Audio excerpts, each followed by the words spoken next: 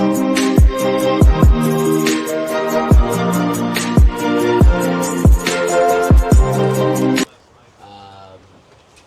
I'm Matt McKibben. I'm the other half of Decentralized and the other half of Brittany Kaiser. So I am doing a lot in this space. Been in the crypto space for 13 years now. I was running the Washington, D.C. Bitcoin meetup back in the day, doing a lot of the early decentralization conferences with Blockchain Capital and EOS, and then I was one of the contributors in Morpheus and early in the day, and so David Johnston, agent pilled me very early in the space before the white paper came out, the anonymous white paper to build this open source infrastructure. Why it's really important, and a lot of the crypto, I would say a lot of the cypherpunk types of people that really cared about why Bitcoin was important 13 years ago, they really started to look at what's the next set of infrastructure that enables digital sovereignty and agency, and the agentic infrastructure does that in the world. And so one of the components that Morpheus in general was building, so we had a compute layer, so no one could shut down our compute, no one could say, hey, you're not KYC'd at this data center, therefore you don't get compute, right? And same with Venice. And that was kind of when the political tides in general were in the Biden administration. They were threatening to say, hey, if you have a model that's greater than this many parameters, you can't run it without permission, and open source models were not going to be allowed. And the cypherpunk community kind of built a lot of things. It said, well, we're just going to build open source math is free. We're all going to be able to run it on our own software. Paging Phil Zimmerman, like, you can't ban open source math kind of thing. And so that's kind of the origins of at least my entry into the agentic side of things. I'll let a couple of our Ken and Megan and Taco introduce themselves real quick. And then we can talk about I think the panel's discussion is kind of on the infrastructure side, like what is actually needs to be enabled and why, and what have we built so far, and what do we need to keep building. So Ken, you want to go first? Yeah, I'll keep it short. Ken DeCross, founder and CEO of Wire Network. We created a universal transaction layer for blockchain, has a lot of ramifications for AI, and we'll get into it. That's great. Taco. Player One Taco, formerly known as just Taco. I'm the CDO of Manifest Network, CEO and founder of Repay, and work with Dapit, and building both sovereign infrastructure at the data center level, and remittance and payments and agent building. Hey everyone, I'm Megan. I helped design the tokenomics behind Morpheus, so building the utility and the equity that Drew was talking about earlier for the sovereign data inference layer. So everything that you need to do with your agent can get powered by decentralized inference, and you don't pay, big companies a bunch of money to own your data. I don't know. So I want to start with like some definitions. Like, we're seeing a lot of people say like, oh, you have to pay for your data. All of this is going to different models. Can we talk about like segregating out a little bit, like what is the stuff that all of your data is going to, this non-sovereign infrastructure, and how do we define like sovereign infrastructure that we own our data and we feel secure in giving it all our entire digital life? I'll take this one because I talk on this a lot. Yeah. Two pieces. One for those that use OpenAI, aka ChatGPT. One, your inference, the data that you're requesting is replicated in triplet. May of last year, OpenAI lost a court case in the New York Times. The judge's response was, let's now store all the data in a federal database as well. So when you ask ChatGPT a question, you get the answer, the federal government gets an answer in a database, and OpenAI gets the answer as well. The federal database also gets the IP address of the addressor. So that's just a data layer of your information being spread in just one case. Terms and conditions for AWS, Azure, Ali, GCP is that you own your data, but you do not control it. And so we talk about sovereign infrastructure. You'll hear the words decentralized infrastructure and sovereign infrastructure intermingled, but it's meaning that you own and control the data lifecycle. So you own and control it. We see this on social media platforms as well.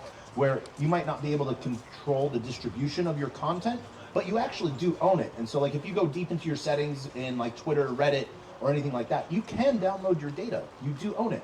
But the dissemination of it, you do not. One of the biggest cases we just saw with that was Wall Street Bets, owned by Jamie, started a long time ago. He then had a conference called Wall Street Bets. Reddit sued and said, you don't own Wall Street Bets, we do. And they were coming out guns blazing. And so this is one of those things where we can talk about both on the transaction and agent layer side of things, of where is your data going, who's controlling it, and that's it falls deep next into like the things that Wire's doing and on the side of Morpheus. So it's just definitions that who owns and who controls your data. And on that, just quickly on the Wall Street Bets thing, like that's actually going to the Supreme Court, right? And so they're going to decide whether if you create something on a third-party social media site and you just created it, does that site own the trademarks, an IP of the thing you just created? Even if you try to file for them, can they take it or not? And so I don't know where that is. I think they were trying to get attention towards it, but it's really important. Jamie's on my team. So the founder of Wall Street Bets is my chief strategy officer. So this is why we're all like very connected into what's going on, and that's been settled. So it has huge ramifications. So the very small short story of this is Jamie started Wall Street Bets on Reddit back in like 2013. It's now 14.6 million users in that Reddit. Back in 2020, Reddit kicked him off the platform. They deplatformed him and kept the Reddit. And then they said, well, you created Wall Street Bets on Reddit, so we have the copyright. Like this is ours now. This is our brand. And then they went to the Supreme Court and actually won the case. So now the precedent that's being set, and it's going to have ramifications for all of us. Reddit. Yeah. So now if you start something online, especially if it's on a platform, that platform has precedent to say, that stuff's mine now. It's not yours. So that's why doing things in a decentralized way, having decentralized social media platforms, like doing things the right way, has extreme meaning in the future. Because, you know, what is the value of Wall Street Bets in a 15 million user forum? It's not Jamie's value anymore. $27.3 million. There you go. Well, that's present day, let alone what the possibility is in the future. But just one more thing. When we're talking about data, who owns it, things that I don't want to get like too in the weeds, but I do want to challenge everyone. Like when you start looking at what's happening in the future and how these platforms are either taking your data or, you know, you have to figure out, you actually have to be technical. You have to figure out like where the vacuum is. Like what part are they able to suck information out? And even if you decentralize your data, that doesn't mean that somebody else doesn't have like line of sight on your data. So you have to get very nuanced. Definitions matter. And the more that people understand that and are able to identify and move into systems where the definitions meet their personal requirements, the better off you all are going to be.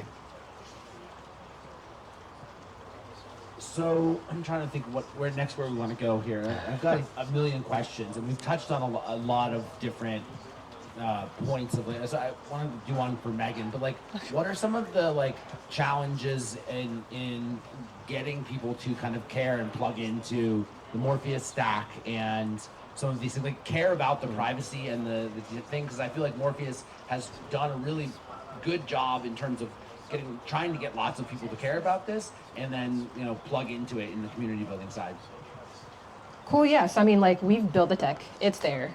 But the problem is, how do we get people to care about it? People have gotten used to the fact that their privacy and their data isn't theirs because companies have brainwashed people to say that it's okay. This is what you need to subscribe to, and this is what you need to do to get what you want. But now that we're allowing people the sovereignty and the ability to access whatever they want without giving up their privacy, their data, they're able to power their agents with whatever models they want, with whatever inference they want, it's almost a paradigm shift because they kind of have to realize suddenly that the reality that they've been understanding for the past few years isn't true. And I think the easiest way to go into that is to go into the cost, because right now people are desensitized to the fact that their privacy and their data doesn't exist for themselves, and kind of just be like, hey, like, you're okay with your data being sold, but what if we're able to give you the option for inference and for models for a tenth of the price? And that gets their foot in the door, and then they start understanding, hey, like, actually, it's cheaper, and I get way more benefit, and I own these keys, I own this AI, it's mine, and people need to pay me for it. And then they realize all these additional benefits that are just gravy on top of the cost. So right now, our biggest thing is just making people realize that the cost is lower for the same amount of quality of your data. And then on top of that, you get everything else that comes with owning your own agent. And I was gonna say, like, the cost in terms of, like, you can stake Morpheus and then you can get a certain amount of compute Exactly. per day versus having to pay for that every It turns single into day. an asset. Yeah, it turns into an asset. I'm going to go a different route to answer your question, but it's Yeah. going to be more viable, like for like everyone's immediate, which is people are going to care about their data when it hits their pocketbook. Yes. So, and what that means is everyone's going to start giving their agents their life. You're going to be journaling with this thing, because the more that you give your data to an agent, the easier your life is going to be. It's going to perform highly if it is like a replica of you and it understands you inherently. Get them hooked on the crack. Yeah, but at the same time, if your data is not yours, it's going to get used against you. So, for example, let's say we're at this house right now, right? The owner of this house rented this out, to Alpha Time for the month.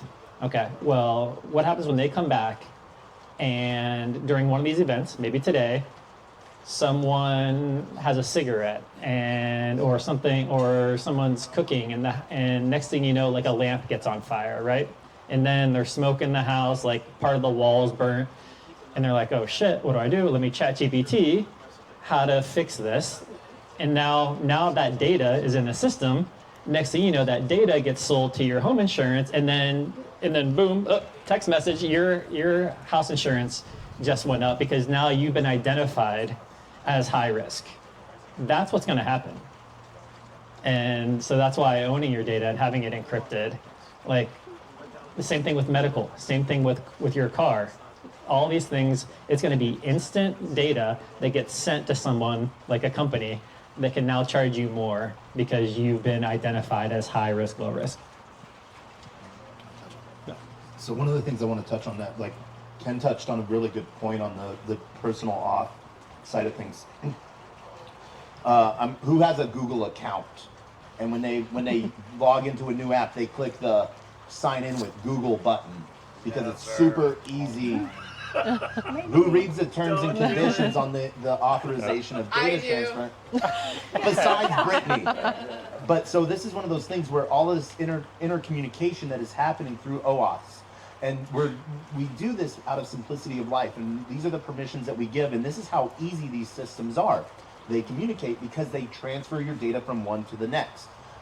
So like Ken was saying with house insurance, you start talking to ChatGPT about what's this thing on my toe or something like that, I don't know, or your fingernail, and you start asking detailed questions, and rather than going to WebMD, it now can identify, and now it will sell you ads like, hey, here's this great wart remover, and you're like, what? Like one of the things that we all thought that was cookies were the best things. When I stopped, in the 90s, when I stopped getting ads for breast enlargement, pills, like, I thought that was the coolest thing at first. I was like, cool, now it knows I'm a dude. I started getting other types of emails, but like that's sort of how we thought everything was going to get better. But now that we realize how important not our data is individually, but as data sets. And so that's where like because it becomes, this isn't a tinfoil hat thing, because this is where we really sort of see it. We see it in the generation of news via agents.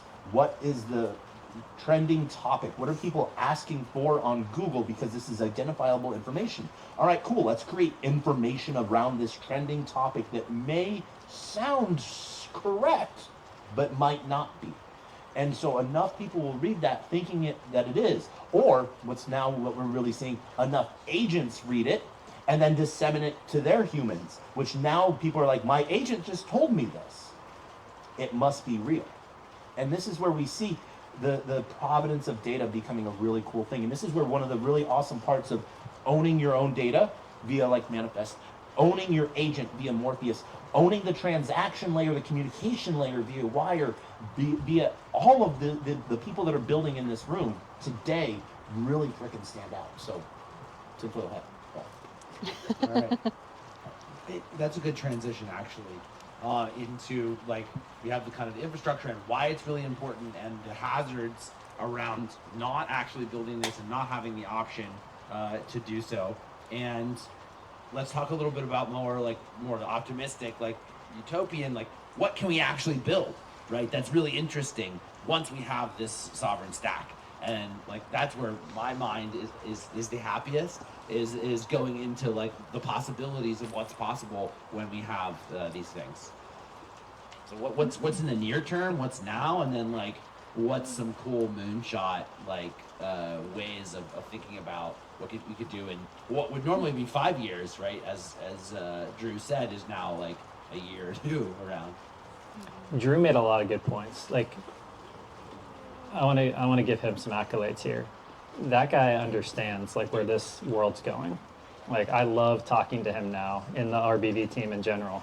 They truly understand, and it's because he is a product guy. Like, I resonate with him a ton. He said something that I duplicate in my conversations, which he felt like he had handcuffs on, right?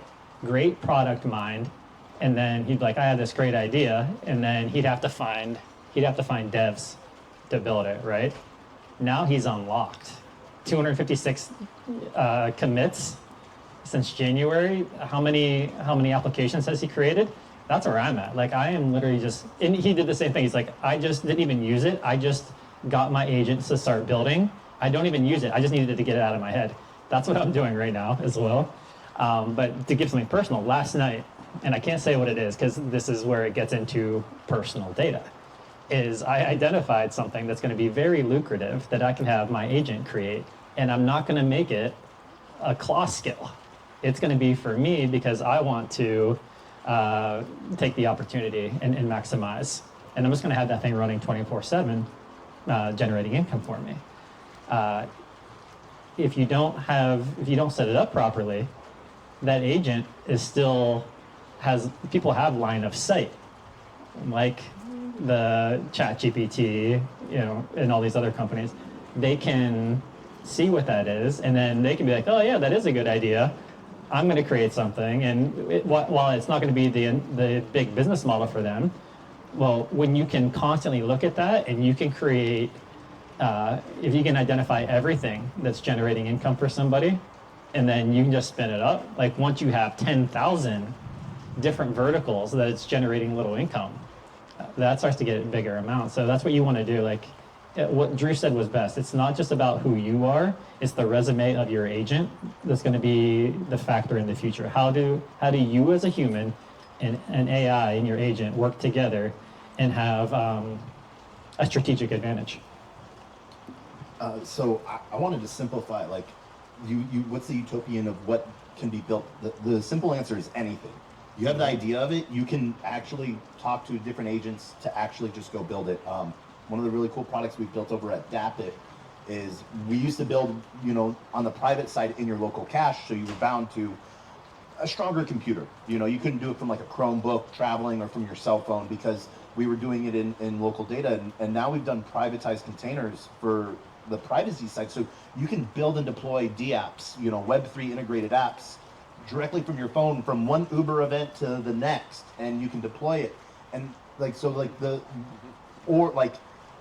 we were on a space on Thursday, and one of the problems I heard was that from different people was that their agents were having time issues, meaning they would say it would take a certain amount of time, but it was taking completely different, either a lot less or a lot more. And so I was like, well, why don't we make a timer bot that sort of like an agent can then use and then sort of get a better ratio so you can get a better time understanding. And so in about 30 minutes, I had a functional website, and because I was doing, I hard coded and then audited and everything like that after that, but like literally I had a working product after 5 minutes. And so this is something that like you can hear ideas and like, you know, like Ken's OnlyFans that is coming up for his highly lucrative deal. It's gonna work. I feel good about it. And I've known Ken forever, so that's why I love him. This is the thing where the ideas that you have at a conference, at an event like this, and you're heading to the next one, you can go build it and deploy it, whether privately or publicly. And this is the thing, you can build things that you want to use. You know, like Drew was talking earlier about CRM, and like I specifically was like, I talked to 1 million people on Telegram. One of the things that I very much dislike about some of the agents and CRM tools right now utilizing Telegram is you have to give it access to all of your Telegram. You know, you don't get to just give it some, you have to give it all or none. And so I literally built this thing called TG Connect. Runs locally on your own computer, and you can, it's a little bit more work because you're taking each conversation that you want, downloading the file that Telegram allows you to do, and then dropping it in there, and it then parsecs through all of that data. But one of the cool things that it does is I meet so many cool people of what they're doing, what they're looking for, and what they're offering that I don't always remember these connection pieces. So one of the tools I built into it was a connector. Like if you notice that someone is offering something and that someone else is looking for the same thing, suggest that connection so I can connect those people.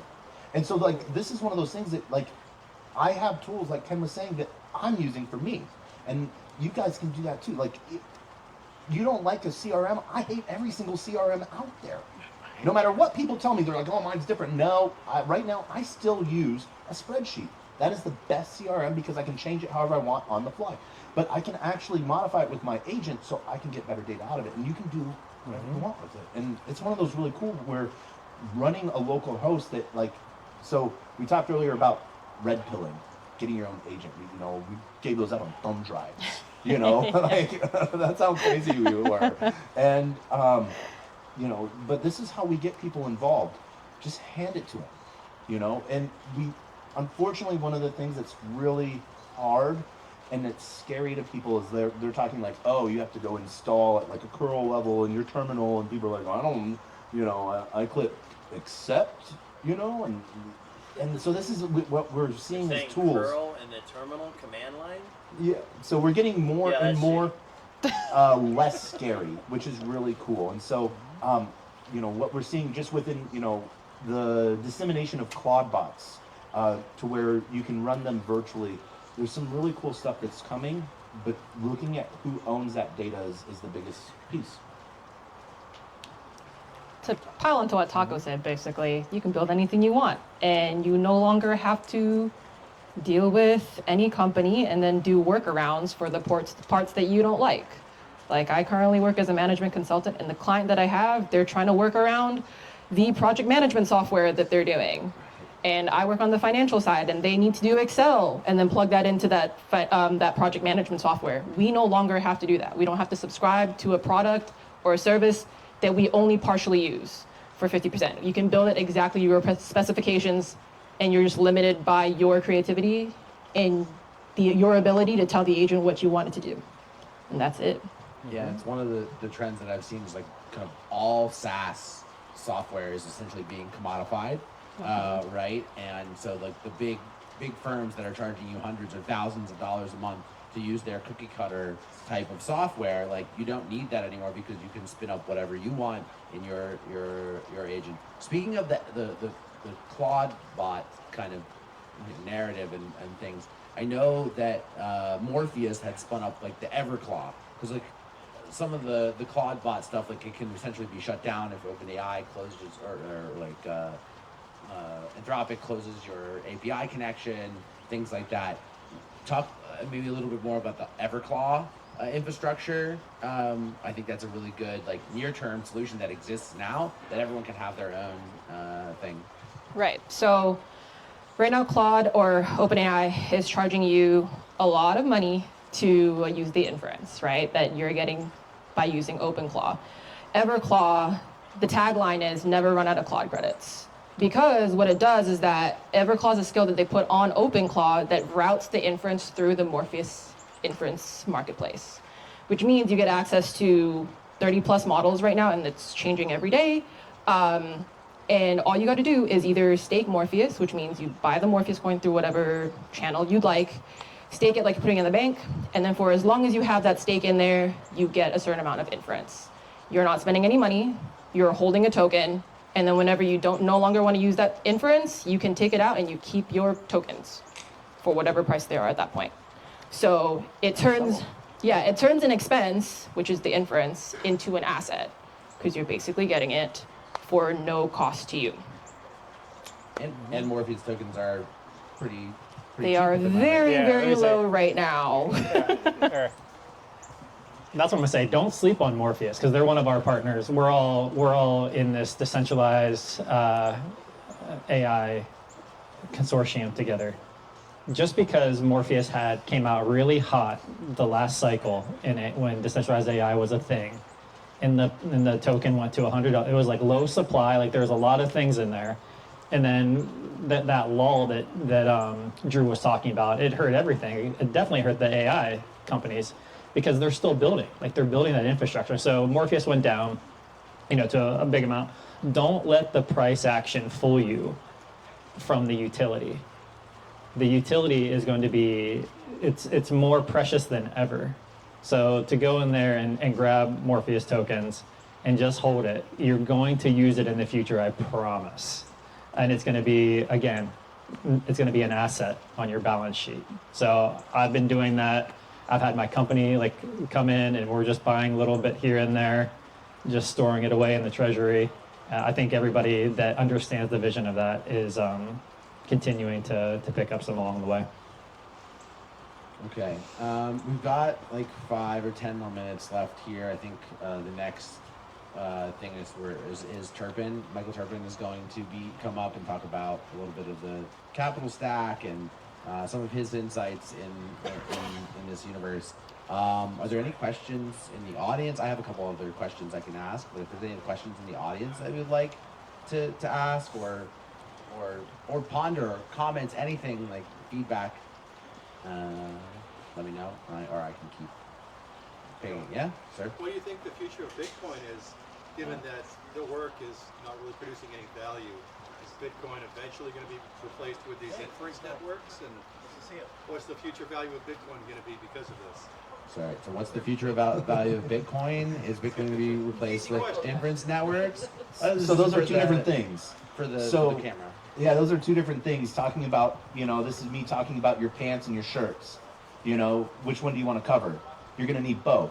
How are agents going to pay for services? So one of the biggest pieces of Bitcoin is the scarcity side of it. And so talking about inference and Bitcoin in the same pocket are two different things. But agents paying for services, we see different standards of payment rails, X402 being one of the ones that everyone talks about. What this was an early internet protocol from the 90s that's now just getting revamped. Was like an on-chain call that can prove and do something on-chain in a Web 2 way. And so having agents send sats back and forth to each other for use, for work, because let's say you have an agent, but your agent wants to talk to a real estate agent. Your agent will then talk to a real estate agent and says, for this information, it's going to cost you 50 sats. X402, your agent can then send sats across to pay for that service and get that information. And so Bitcoin will always have a place. Bitcoin will always go up, But my point But is that comparing the it to mining- inference are two different things. The mining of a Bitcoin produces no value; it's burned energy, whereas inference produces some type of value. So energy consumption creates Bitcoin. It's the math. Right. I can get deeper into this, but it's the hash power that secures the Bitcoin infrastructure network. And so that is in and of itself its own thing. Two different You still see value investing in that mining infrastructure Yes. going forward, even though there's no quote valuable work. It's You can just- earn Bitcoin for providing. So I don't see why. Here, you I The see it. security of the network is required. Otherwise, you don't have that network security. So, yeah. I think that you're not using the burned. I get what you're saying. Like you're talking about like a nuclear power plant that's producing energy that's mining Right. Is it Bitcoin, gonna and be used it, for Bitcoin or inference? yeah, but it's Yeah, both. both. We just need to create more efficient secondary, like pin action of the consumed energy. So like right now, people have Bitcoin miners, and the heat is going to like a greenhouse, and then the greenhouse is like, that's what needs to happen. It needs to be like a pin action. It needs to keep going until you have like that closed loop of efficiency. That's what's going to happen. So one of the things that, like, if just show you the loop of cycles. We have a power plant. We have a power plant, natural gas power plant that died. Your big thumb. You want Natural this? gas power plant that is producing energy, and then the burn off is powering a secondary plant which is producing mining Bitcoin. That heat from the Bitcoin using like submersion equipment is now heating water. Okay. So like you're not. There's many rounds that it can go, and now that water is heating a spa, and people are paying services to get to that spa, which is then paying an employee, which is then feeding his family. So So you are extracting value from the mining process just through these tertiary avenues. yes, It shouldn't be direct. That was just Gen 1. Yeah. and now there's a company out there that you have a Bitcoin miner that's also a water heater for your house. Yeah, or pool, hot tubs. There's a company here in Austin that makes Bitcoin heated hot tubs. Sweet. They're running the archipelago. Soaking space, sats. right? Yes, soaking sats. Any other questions from the audience? I think Turpin, you're up next. Is that what they've decided? Yeah, I got one. Yeah, okay, please. So, for consumer data ownership, what do you guys see like the future value to the consumer in terms of like the monetary value of that? So, the consumer owns their data. How are they benefiting? The company's paying them directly, and how much are they making? All right, so consumer data ownership, what's the value to the consumer? How much are they making? How are they owning it? I'm just reiterating for the camera here. So there's protocols out there that are deep in protocols. Vana is a great one to talk about, where you get to monetize your data, and so you can download your Reddit data, and you can upload it, and then it's a proof of history. So I'm sorry, but your data by itself is not worth anything. But now if I get 400 dudes that are sort of like you, I can then build out patterns, and insurance companies love that data. So whether your health data, you're using like Kudis, which is a Web3 health data, rather than like paying Aura $5 a month for them to sell your information for $10 a month. So now they're double dipping. So it's one of those things to where there's protocols out there where you can monetize your data. You can deep in think demo with your car data. There's also Helium where you can do your own cell phone network and stuff like that as well. And so where your data is monetizable. So there are protocols out there that are tokenizing it. And we see that both on the RW space. So we see like with Brittany and tokenizing castles. Like that's freaking awesome, you know? So you don't see it as like kind of like a UBI type thing? No, because I'll be honest, not everyone's information is worth the same. And I'll just be honest, like that's true. But in data sets, it can bring value. So will it ever be a UBI value? You know, if we get rid of inflation and things going, you know, a loaf of bread goes back to being, you know, a penny, maybe. But then we'll also see that value of data also go down. And so, can it be a supplement? Yes. But a UBI? No.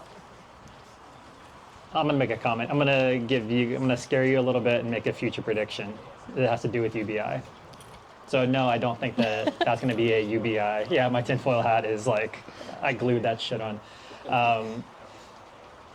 I don't think with the rate of acceleration of intelligence and capability, I don't think we make it to January 1st, 2028 without UBI in this country. I think that there's just going to be just a mass sell-off of workers, and it's just going to have to happen. I also will say, with the rate of agents coming on chain and making transactions, I don't think we make it out of this year before Solana gets completely saturated in its TPS. I think we're going to have saturation of these blockchains. Kind of like what happened with Ethereum with NFTs back in the 2021 craze. I think that's going to happen carte blanche across the board with compute, on-chain compute, and resources with these agents. So I think it's going to highlight the inefficiencies of this industry, and we're going to get to a point where the real future-proof solutions will matter and will come to light. I think that the ones that aren't are about to get exposed. Is there a solution for that? Tinfoil hat off. What? Is there a solution for that that starts with a W and 4 letters? I mean, ends with an E? On the compute side, yes, that's what Wire Network has built. It is the future-proof transaction layer where it doesn't matter if the base chains, Ethereum, Solana, Cardano, Hedera, Polkadot, you name it, get saturated, they can roll up the compute and do it in a layer that needs to happen, just like Visa, right? Like, we swipe our Visa cards every day. We don't swipe, like, we're not taking cash out of the bank like we used to. Like, we've created a more efficient process. Wire, that's a financial control plane, is what Visa did. There's retail, there's your bank, and then it used to be cash, and then Visa came in and standardized that middle layer. Now the banks are the blockchains, the retail apps are still the retail, and we used to just connect bridges, right? Like, and that's like a tangled mess. You need a new financial control plane that can handle transactions and standardize them from all different chains that make the dApps universal. That's what Visa did, that's what Wire did, and that comes out this year. Thanks, buddy. Good All shout right. out. Thank you. I think we're transitioning over to the Bit Angels portion. Is that correct? We're gonna do Michael's talk. And Michael's talk. Michael's giving a talk. All right. You're going to give a keynote, a fireside chat. Let's do a fireside. All right. I'll do a fireside chat with you if you want. Yeah. So we're going to switch over to the Bit Angels, and I think some of the startups are here that we're going to give 5-7 minute pitches kind of thing, so you get to see some of the innovation going on in the room, and we can all kind of see what they're building and take a look at it.